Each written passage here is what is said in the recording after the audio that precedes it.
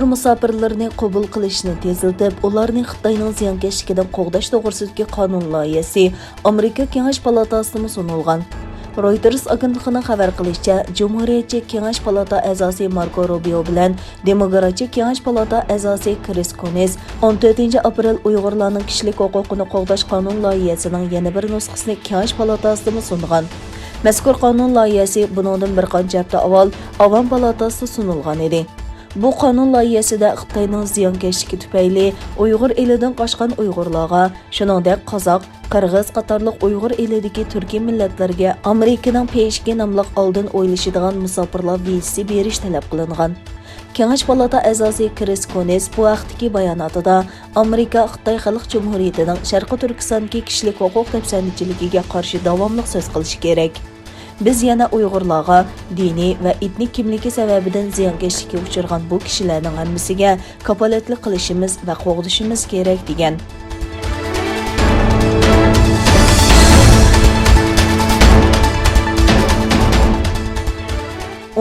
aprel seshanba kuni İstanbulda bir mehmonxonaning yig'in zalida zülməttiкі ırqىy qırğınçılıq degan temida axborot e'lon qilish yig'ini ئېچىلدى.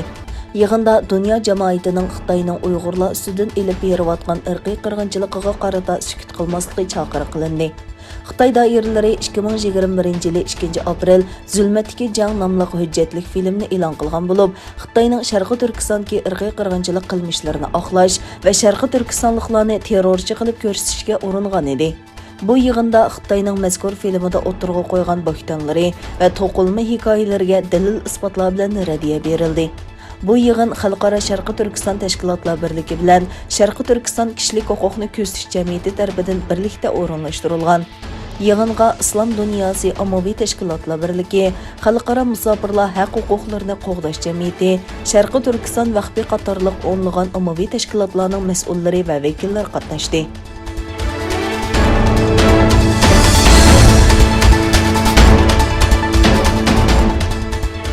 Amerika Davlatlik İstihbarat Direktorluğu 14 aprel Amerika Davlat Meclisiga yillik istihbarat doklati yo'llab, Xitoyning Amerika uchun tahdid ekanligini bildirgan. Doklatda Xitoyning kunsari kuchayotgan ta'sirini kengaytirish urinishi Amerika uchun eng chong tahdidlarning biri ekanligi ko'rsatilib, Xitoy bilan Rossiya paydo qilayotgan davlat bexatarlik tahdidi to'g'risida ogohlantirgan. Doklatda Xitoy har qaysi sohalarda bo'libmi iqtisodiy, harbiy, texnologiya sohalarida Amerikaga xiris qilayotgan va xalqaro qoidalarni o'zgartirishga urinayotgan bir raqobatchiga aylanmoqda deyilgan. Doklatda aytilishicha, Xitoy Amerikaning ittifoqdoshlari bilan bo'lgan munosabatiga qarshilik qilish strategiyasini qo'llanmoqda ekan. Shundaqla yuqumga qarshi turishdagi muvaffaqiyatidan foydalanib, o'z sistemasining afzalligini bozorga salmoqchi ekan. Davlatlik axborot idorasining boshlig'i Avil Haynes Xitoyning nurg'un masalalarda Amerika bilan raqobatlashadigan raqib ekanligini, bu qoidalarni mustabid Xitoy hokimiyatining afzalligiga o'zgartirishga urinayotganligini bildirgan. Haynes yana Rossiyaning Amerikaning nufuziga soya tushirish urinishi, Eronning O'rta Sharqni muqimsizlashtirishi, yer shari terrorlik va Shimoliy Koreyaning Amerika va ittifoqdoshlarining orasini buzish urinishi qatorliqlar ustida to'xtaldi.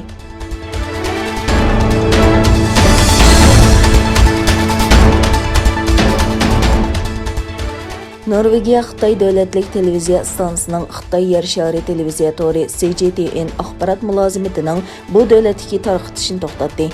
Egilanishicha, Norvegiyaning Xitoyning xalqaro televiziya kanalining tarqatish ijozatnomasini bekor qilishiga sabab mahbuslar iqror qilgan sinlarning tarqalishi ekan. Tönəgün chiqarilgan qaror bilan Xitoyning tashviqot kanallari CGTN va CCTV4 Shvetsiyada cheklangan. Norvegiyaning tarqatish ijozatnomasini bekor qilish qarorining sababi bo'lgan mahbuslarning iqror qilgan sinlari dunyo jamoatchiligining kuchli inkosini qo'zg'agan. Oldin qatta ziyonkashlikka uchirg'uvchilar tarafidan Xitoyning rasmiy tashviqot kanallari CGTN va CCTV4 tarqatgan programmalar haqida ochiq xat e'lon qilgan. Mahbuslarning tuqqanlari o'zlarining qattiq azob uqubat ichida ekanligini eskartgan va nurg'un davlatda Xitoy kanallarining tarqatilishini to'xtatishga va jinoyatga aralashmaslikka chaqiriq qilgan.